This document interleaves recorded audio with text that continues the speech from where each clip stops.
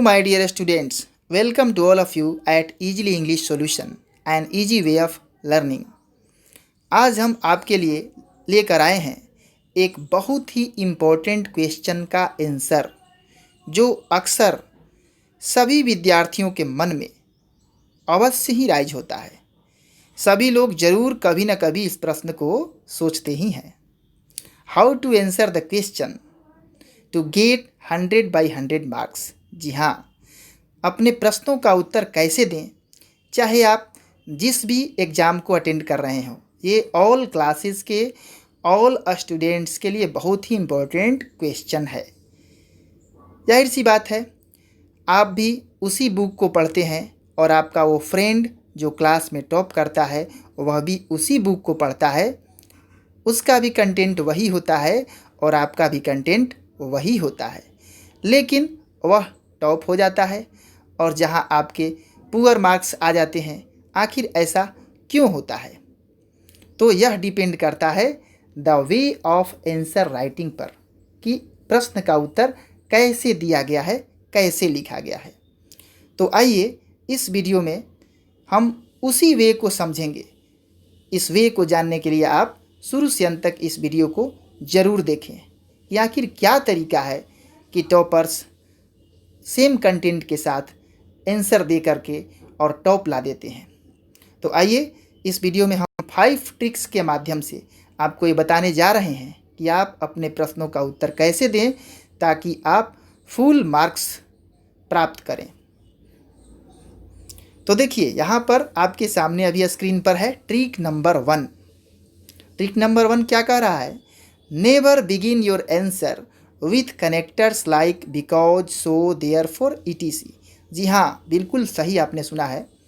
कभी भी अपने प्रश्न का उत्तर इस तरह के कंजक्शन से स्टार्ट ना करें, बिकॉज, सो, देयरफॉर इत्यादि से, क्योंकि जब आप अपने क्वेश्चन का आंसर इन प्रश्नों से स्टार्ट करते हैं तो होता क्या है कि आपका जो लाइन वो होता है, जो बनाते हैं, जो सेंटेंस होता है, वह अधूरा ही रह जाता है, क्योंकि इससे पहले सेंटेंस में कंप्लीमेंट की रिक्वायरमेंट होती है, यानी एक पूरक सेंटेंस की रिक्वायरमेंट होती है, जो कि मिसिंग कंटेंट हो जाता है, वो तो छूट गया। तो जाहिर सी बात है कि मार्किंग फुल कहाँ से होगा। उदाहरण के लिए, यदि आपसे किसी ने पूछा कि व्हाट इज़ योर हॉबी, आपकी हॉबी क्या है, आपने बताया my hobby is reading books, मेरा हॉबी किताबें पढ़ना है। फिर उस व्यक्ति ने पूछा कि why do you like this hobby, आप इस हॉबी को क्यों पसंद करते हैं? तो आपने बताना शुरू किया because this is good hobby. तो because this is good hobby, जाहिर सी बात है अब यहाँ पर आपका हाफ सेंटेंस जो कंटेंट है मिस हो गया। तो इस पर मार्किंग आपका फुल कभी भी आने वाला नहीं है, इस बात को आप ध्यान में रखें। इसका आंसर आप ऐसे भी बना सकते हैं, it is said that books are the best companion. जैसे हमने एक भूमिका ऐड किया, ऐसा कहा जाता है कि किताबें बहुत ही अच्छी दोस्त होती हैं। This is a good hobby, यह एक अच्छी आदत है। I have adopted this hobby since my childhood, मैंने इस हॉबी को अपने बचपन से अपनाया हुआ है। This is why I like this hobby, इसलिए ही मैं इस हॉबी को पसंद करता हूँ। तो आप खुद ही कंपेयर कर सकते हैं कि दोनों आंसर में कितना डिफरेंस हो गया। तो इस तरह से अपने आंसर को राइट करें। अब आइए नेक्स्ट ट्रिक की ओर बढ़ते हैं। ट्रिक नंबर 2 क्या बोल रहा है? Recollect the facts asked in the question. जाहिर सी बात है कि किसी भी प्रश्न का उत्तर बिना जो तथ्य है क्वेश्चन में उसको याद किए आप नहीं दे सकते हैं। तो इसलिए जो भी प्रश्न में उत्तर पूछा गया है उससे संबंधित तथ्य को तो पहले माइंड में याद जरूर आना चाहिए। उसको याद करें कि क्या इसका आंसर क्रिएट हो रहा है, एक अपने माइंड में सेट कर लें, क्योंकि किसी भी आंसर को देने के लिए पढ़ना तो सबसे पहले रिक्वायर्ड है। ये तो बात आपको भी मालूम ही है। आइए अब नेक्स्ट ट्रिक की ओर बढ़ते हैं। तो जाहिर सी बात है मेरे प्यारे स्टूडेंट्स कि जैसा कि आपने ट्रिक 2 में जाना कि फैक्ट्स को रिकलेक्ट करना है, लेकिन रिकलेक्ट केवल होने से नहीं हो जाएगा। फैक्ट तो मैक्सिमम स्टूडेंट्स को रिकलेक्ट होता है।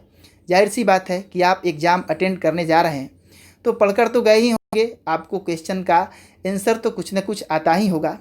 लेकिन अब मेन गेम स्टार्ट होता है अरेंजमेंट पर, कि arrange the facts in proper order, सही ऑर्डर में उसको अरेंज करें।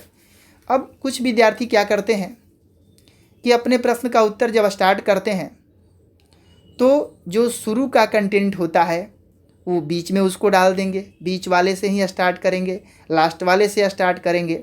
तो जाहिर सी बात है कि ऐसे आप यदि कीजिएगा तो आपका तो मार्किंग बिल्कुल गड़बड़ आने वाला है। जितने भी अच्छे स्टूडेंट्स होते हैं उनका आंसर जब भी देखिएगा तो प्रॉपर ऑर्डर में फैक्ट अरेंज होता है।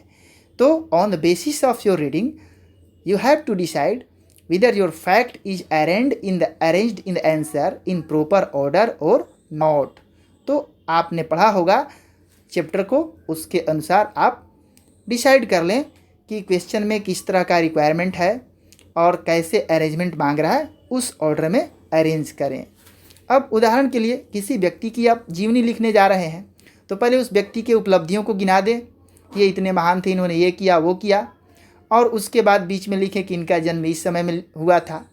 तो यह कोई अच्छी अरेंजमेंट नहीं हुई। पहले आप उनके जन्म से परिचय कराएंगे। जाहिर सी बात है कि उन्होंने जन्म लिया ही नहीं तो उपलब्धियां कहाँ से हासिल कर ली। तो अब आप समझ ही गए होंगे कि किस प्रकार से फैक्ट्स का अरेंजमेंट करना है। तो आइए नेक्स्ट ट्रिक की ओर बढ़ते हैं। नेक्स्ट ट्रिक हमारा trick number 4, avoid unnecessary facts. जी हाँ, बिल्कुल सही, यह तो कॉमन एरर है। बहुत सारे विद्यार्थी यह गलती अवश्य ही करते हैं। उनको अब जैसे क्या करते हैं कि अपना नॉलेज शो करने के लिए बहुत ही याद है, अब वो सोचेंगे कि आंसर को खूब लंबा हम लिखते, बड़ा लिखते, बहुत ही अट्रैक्टिव हो जाएगा। अरे भाई, तुम जितना रिक्वायरमेंट है उतना ही लिखो। जाहिर सी बात है कि 2 मार्क्स का क्वेश्चन है और यदि आप 5 मार्क्स की तरह उसको लिखें तो आपको 5 मार्क्स नहीं मिलने वाला है, वह 2 मार्क्स भी नहीं मिलेगा, 1 मार्क मिलेगा। वर्ड लिमिटेशन को भी फॉलो करना बहुत ही नेसेसरी होता है। 1-2 वर्ड 4 वर्ड तक वर्ड लिमिट बढ़ जाए या घट जाए तो कोई प्रॉब्लम नहीं क्रिएट होने वाला है, लेकिन एक वर्ड लिमिट फॉलो होना चाहिए। अब जाहिर सी बात है कि कुछ विद्यार्थी क्या करते हैं कि प्रश्न का उत्तर जैसे देंगे तो शुरू करेंगे उसको बहुत पहले से, जहाँ से रिक्वायरमेंट नहीं वहाँ से स्टार्ट करेंगे, और क्वेश्चन का आंसर भी कंप्लीट हो गया है, उसके बाद भी 3 लाइन 4 लाइन बढ़ा कर लिखे हैं। तो जितना फैक्ट रिक्वायर्ड था उतना तो मान लेते हैं कि आपने बिल्कुल सही लिखा है, तो उसमें कोई एरर नहीं था, लेकिन आपने जो एक्स्ट्रा फैक्ट ऐड किया उसी में एरर आ गया, तो उसके चलते आपका कट जाएगा। तो क्या हमको आवश्यकता है अननेसेसरी फैक्ट ऐड करने की। आइए अब फाइनल और ट्रिक नंबर 5 की ओर चलते हैं और देखते हैं कि क्या ट्रिक है। ट्रिक नंबर 5 कह रहा है write your answer to the point. जी हाँ, बिल्कुल सही। यह तो ट्रिक क्या, ये तो नॉन फैक्ट है। और चाहे जितने भी एग्ज़ाम के टॉपर्स के बारे में आपने सुना होगा, चाहे जिस भी स्टेट बोर्ड एग्ज़ाम के हों या पूरे कंट्री में टॉप आए हों, डिस्ट्रिक्ट टॉपर हों या जो भी कंपटीशन वाले हों, तो इसलिए क्योंकि देखिए वे सारे जो टॉपर्स होते हैं वे उनका आंसर कैसे होता है, उनका आंसर जो होता है बिल्कुल टू द पॉइंट होता है।